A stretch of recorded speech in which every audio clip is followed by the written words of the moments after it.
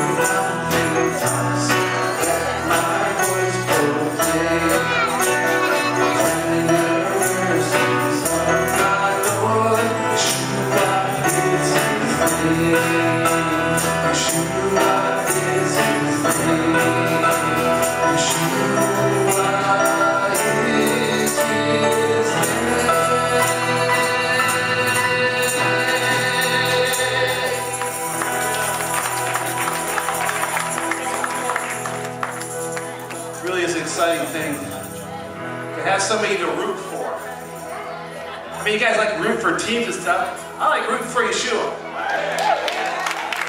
Right? If you want a winner, Lord knows this part of Northeast Ohio desires a winner. I can promise you Yeshua is the winner. He's got the victory. Amen.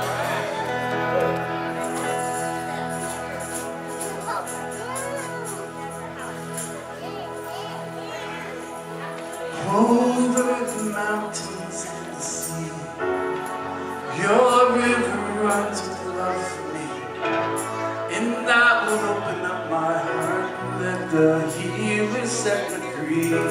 I'm happy to be in the truth, and I will daily lift my hands, for I will always sing of when your love came down.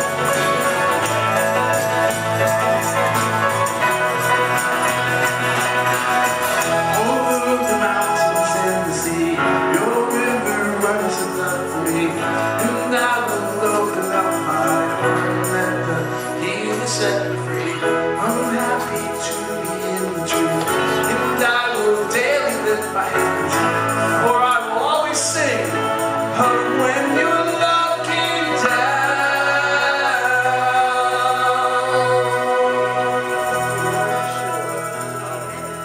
Hallelujah. Do you feel like dancing? Yeah, so do I. So much to be grateful for today. Hallelujah. You know, I reminded many times, I had to beat you up for offerings, but part of the temple service was the offering. You notice there's the basket out front?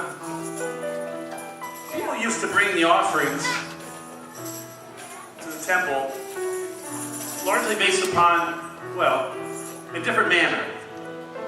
Now, if they were well off, life was pretty good to them, they were pretty prosperous, they could come to the temple and they could bring their offering like on a silver tray or a golden tray. Something really ornate, something really beautiful. And they could bring it before the priest, and the priest, the Olah, they would lay it down, and they would put it out before, before the altar, and then they'd leave. Now, some people didn't have a lot of money. They didn't prosper financially very well in life. So what they would do is they have to create some kind of vessel to bring the offering in. So they would weave a basket. And weave a basket. And take them time, they pick out the reeds and they read it together, they weave it together, and they have a little basket, kind of like the little one out here. And they would bring their offering, instead of on that silver platter, they bring it in the little basket. It was interesting, the priests used to keep the basket. They let them take back the platter, but they keep the basket. Any idea why? Because they gave wholeheartedly. They didn't give from their assets, they gave from their heart. They prepared their hearts to give to the priests and to the temple. They wove the basket. They thought about what the purpose of that basket was. It meant that much for them to give back to Hashem with you. Incredibly a blessing with. The priests would keep that. And I know that whatever you bring, whether it's your offering of praise or your financial offerings today, the Lord will keep it close to His heart. Amen. If He's prepared your hearts to be here and give it wholeheartedly. Amen.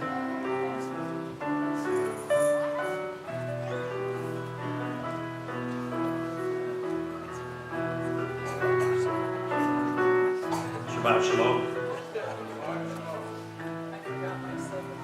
It is such a joy to watch as we as a congregation are growing. We're growing financially, we are growing numerically, we are growing in dance, we are growing in praise participation. It's just a joy to be a part of that and watch as we continue to move forward. And it's just more and more evidence of how God blesses us when we are about His business. And we're going to have that opportunity here just starting just a week from now as we start celebrating the fall High Holy Days. And if you have your bulletins, you will have in there a list of the dates and times that we will be meeting together here. And so put those on your calendar and come and be a part of that worship time. As much as I like the spring feasts, I look forward to Scout. I love the participation, the assembly of the sukkah, the decoration, the celebration. We celebrate in here all the time, but God didn't make this in here. He made what's out there. And so it's just so much joy to go out and celebrate in the outdoors. Celebrate under His creation and under the world that He has made, or in the world that He has made. And so, again, watch your bulletin, watch your times, come and be a part of that assembly of the sukkah. That's a spirit-filled event in itself. Getting it out, putting it together, decorating it, setting it up, and all for the glory of celebration of our Father. So I encourage you to be here for each and every one of these events coming up in this fall season. Also, the fall season, we are getting close to that time of election. I'm going to harp on it again. If who are not registered, you still have a little over a week, close to 2 weeks to register. I hate saying that because you say, well, I got 2 weeks to do it. I can do it sometime later. No, do it now. Get out and get registered. Know where your polling place is. Sometimes they change, and then if you're not quite aware where they are, make sure that you know where it's at. If you have any questions, call the Board of Elections. They'll be glad to tell you, based on your residence, exactly where your polling place is. So, sure, you can step on that. You know, one thing you got to consider in preparing for today's Drosh, I'm talking about how Israel was a minority amongst nations. They were a minority amongst nations. And what we are finding today in the world that we're living in is a minority is speaking out with a large voice. And a lot of times when we think of minority, we think of race. I'm not thinking of race. I'm thinking of minority belief system, of minority lifestyle. And more of that minority voice through the political process is evolving. And that minority voice is no longer a minority voice. The minority voice has become a majority voice. And slowly but surely, your voice as a believer is eroding away into a minority of voice. A minority voice. That's where the world is headed today. And the more and more that you try to raise your voice, and really the only way that you can really raise your voice outside of social media is through the political process. At least we know where society is headed. We understand where things are going. But we still have an obligation to reach as many as we can with the lost, with the truth about Yeshua. Because even though things will implode in society and the world, we know, as we witnessed in Israel, God's hand and promise is still upon his people. And he will restore, and he will redeem. But until such time, we have an obligation, even though as we become a minority voice, to speak as one and to bring as many to the truth and good news, no matter how much people reject it these days. An addendum to that, there is hope for being in the minority. You realize that sometimes the minority is the one that actually gets their way. So that your opportunity is to stand up and shout. I recall a board meeting that I was in probably 40 years ago. A board of 12 people, and an issue came before it, and they determined that we would answer the question by voice vote. And in that board of 12 people, there were 3 who had a very strong opinion. And when it came time to voice the vote, they said, those opposed say aye, and there were ayes. And they said, those opposed, nay. And those 3 individuals shouted nay. And the leader, the president, said, it's a nay. Yet it was a 3-9 vote. So sometimes it's good. The squeaking wheel gets the grease. So even if we may be falling into the minority as the followers of Yeshua and believers, stand up and shout. You'd be surprised the attention that you can gain and the direction we can go. One more point on this whole electoral process. Please be aware of it's not just a presidential election that we are going through this fall. It is an election for everybody down the whole list, down to issues that involve where you live, issues that involve your school systems, your fire departments, your EMSs, involves all these things. Make it a point between now and the day that we actually go and vote to find out what's going to be on that ballot. So when you get there, it's not a surprise. Say, oh, I didn't know we were voting for that. Check into it. You can actually go to your Board of Election, and most places you can do it online at this point, and you can find out everything that is going to be on that ballot that you are going to see when you go into the election place, to the voting place. Inform yourselves ahead of time. And it's not just about personalities that you are electing, you're actually electing individuals who are going to be voting on issues, know what their stances are on those things, such as abortion, such as religious freedoms, such as sexual preferences. Know what their places are, and as you're voting for them, because they are the ones who are going to be making decisions. It's an important time in our lives, in our nation's lives. Mr. Ish, would you come forward, please?